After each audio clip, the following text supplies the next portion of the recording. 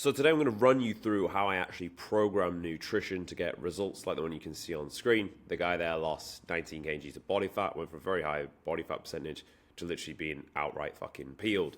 And it's not just once we do this multiple times with all the members inside our Grill Up Toon community.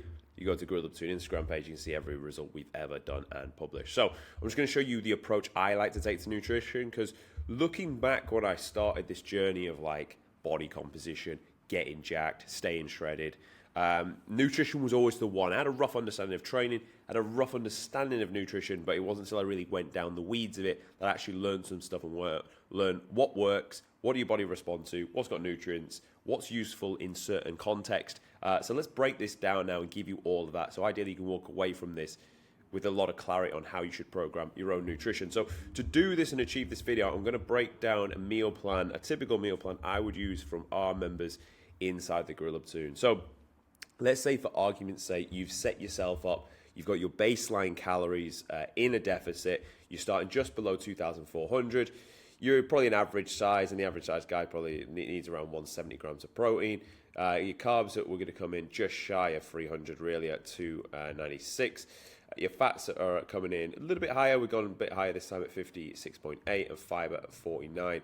Notice how protein 30%, fats 20%, and carbs are at 50%, with obviously fiber as its own standalone thing.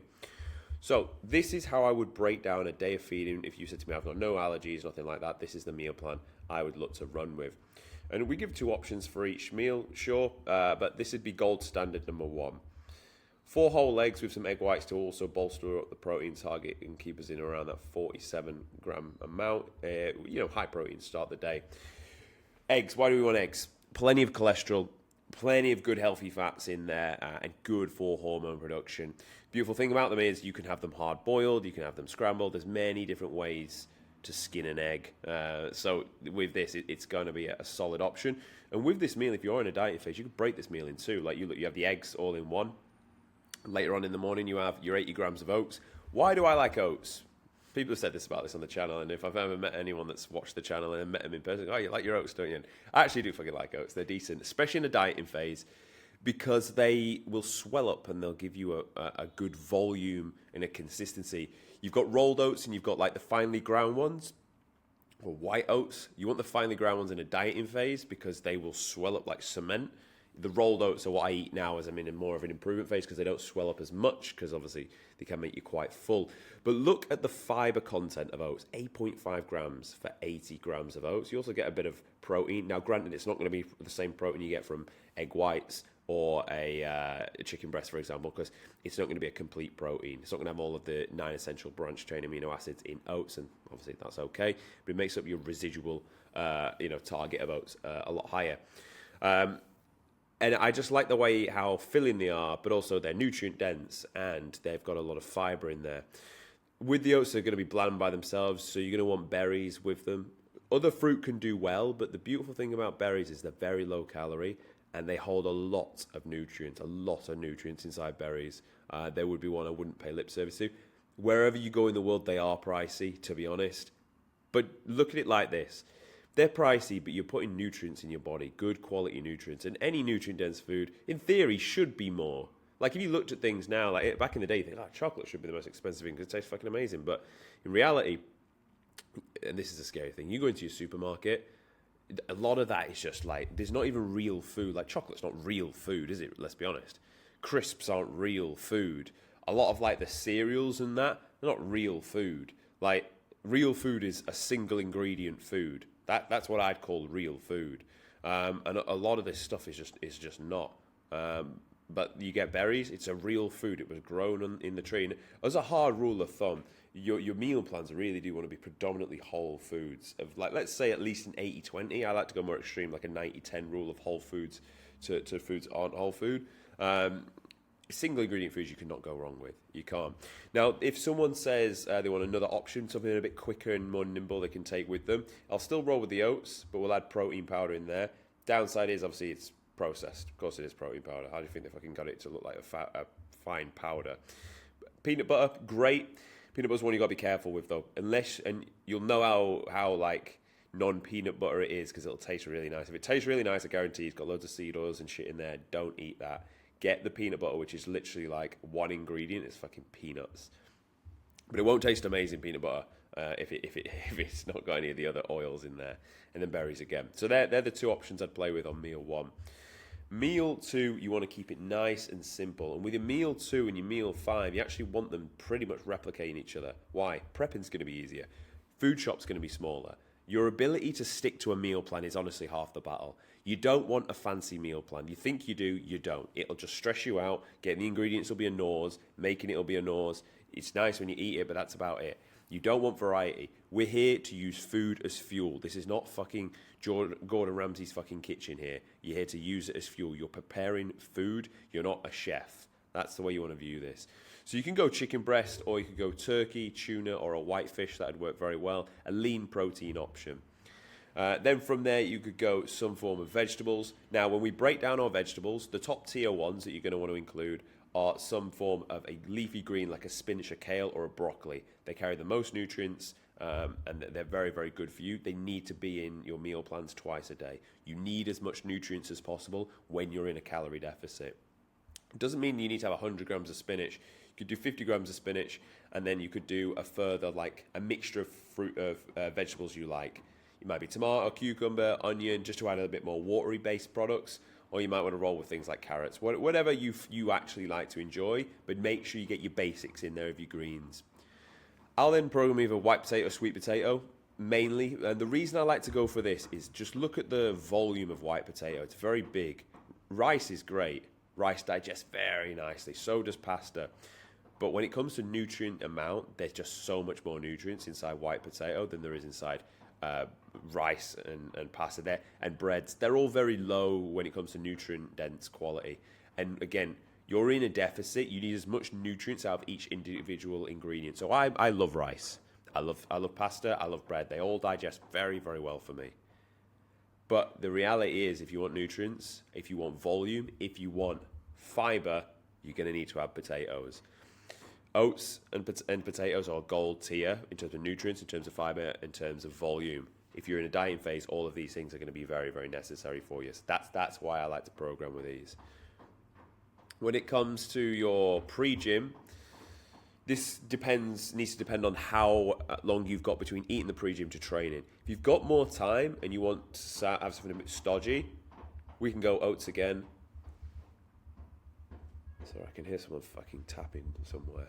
Anyway, we've got oats again at 50 grams, and I like to run this with raisins. Raisins are great. Raisins are full of boron. Boron is very important for free testosterone. Raisins are the most nutrient dense of boron out of like literally all the foods. They are fucking good to go. You eat these consistently, you're fucking we rock all the time. Or if you need something a bit quicker, you've got apple. But if you want to do one better than this, swap apple for pineapple. Pineapple, very nutrient dense. We've got bananas. You want to go one better than this? Go kiwis. Kiwis, very nutrient dense as well. But these pineapple kiwis can be a little bit more expensive. Now, I base myself out of either Mexico or like the UAE area. They're the two places I spend, to be honest, all of my time. Some, like pineapple's cheap in Mexico, so I'll load up there.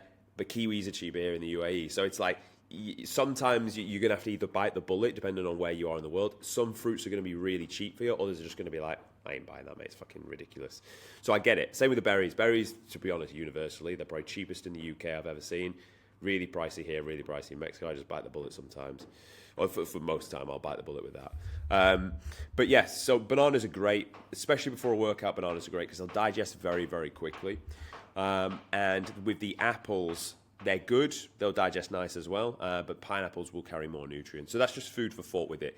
Gold tier fruits, berries, kiwis, pineapples, most amount of nutrients. They're your like A tier. Gold tier vegetables, spinach, kale, broccoli. Gold tier carb source are your potatoes and, of course, your holy grail oats. Now, for this next meal, this is going to be probably one of the only things where you are going to get something that's a little bit processed, and there is a shake. Now, this would be only necessary, depending on the amount of protein you need for a day. a lot of you that eat a good amount probably need this shake straight in after the gym. And I would also keep this in on your rest day. On the non-training days, I drop this meal off because you don't need it. But on your rest days, I keep your protein meal in. Now, this meal is good, and it's a replica, but we could do one better. We could manipulate the amount of fat content we've got here, and we could add in a fatty protein. If they are a little bit more expensive, we're talking red meat of any form, or we're talking salmon. Both great nutrient-dense options, and can definitely work. They just are a bit more pricey, so I don't lead with them in my diet plans. I personally do eat a lot of red meat, and you can absolutely have them. But then if we lead with this, we need to be pulling out fats from other places. Like, obviously, we're already quite high on fat anyway, and we're rolling with 4 yolks of eggs, which is a solid amount. And then also what we'd have to do is drop off the dark chocolate we've got here. That'd have to go to allow you to have red meat, which is absolutely fine. But this, adding in the dark chocolate, gives you something sweet at the end of the day, good magnesium. And then just to top all that with the remaining meal, a low-fat yogurt, decent probiotic, good amount of protein, and again, some more berries in there. So predominantly our most processed foods are probably going to be the dark chocolate, and they're going to be the protein powder. Everything else, realistically, if you're stuck with meal one, option one here, it's just going to be a single ingredient whole food. And that's really where you want to get most of your nutrients from. Whole foods, single ingredients, and really with the most amount of nutrients in. And that's the way you want to look at this for your diet plan. What's got the most nutrients? What's going to give you the most bang for your buck? Because it's going to keep you fuller for longer, even though you're in a deficit. I get a lot of people run this diet and they say, I've never felt like I've eaten so much food in my life. It's because the fiber's high, the nutrient density is high. That's very important. It's going to fuel your sessions. You're going to recover from your sessions. You're going to feel better. Skin will clear up. When I eat like this, my skin clears up. When I eat little bits of garbage, skin comes out in spots. I've always been responsive like that to it. I've always had spots growing up. And when I look back at my diet, it's no fucking wonder. Anything processed, anything sugary, it just rips my skin to bits. It's just the way I'm weighed up. So this is a typical meal plan I'd run with, and why I've programmed each foods. This meal plan should keep you pretty full for longer. When it comes to having to pull this amount down, what I'll tend to do is first COA will be bring down dark chocolate here. Then from there, I'll start chipping away at carbs away from the workout, bring the white potato down slightly. Imagine you train at lunchtime. Ideally, I'd like to keep 1 as high as possible, 2 as high as possible in pre-gym, and then pull from these later on in the day. That'd be the approach I take for this. So this is the meal plan pretty much to the T that I use to get people shredded. Hopefully it's give you some clarity on what to have. Again, you can swap out, if you don't like white potato, you can swap it out for rice, for pasta, for breads, but it comes at less nutrients. And again, you don't have to have chicken breast. It can be turkey, tuna, whitefish in your lean options. Or if you want a fattier option like red meat or salmon, you can have that. You just obviously swap and remove some fats from somewhere else to cater for that. To be honest, you can get like 5% like minced beef, which will be pretty lower on the fat anyway, so it's not too bad. So yeah, this is the approach I take. Hopefully it gives you some clarity and something to move off, and you can set your own meal plans up and start making some solid progress. If you want me to obviously take you through the full transformation and get you the level of results that we do like this, there'll be a link in the description. Come and join us on the other side. We'll get you set up, good to go, and get you in the best shape of your life as always. Thanks for watching, and I'll see you tomorrow.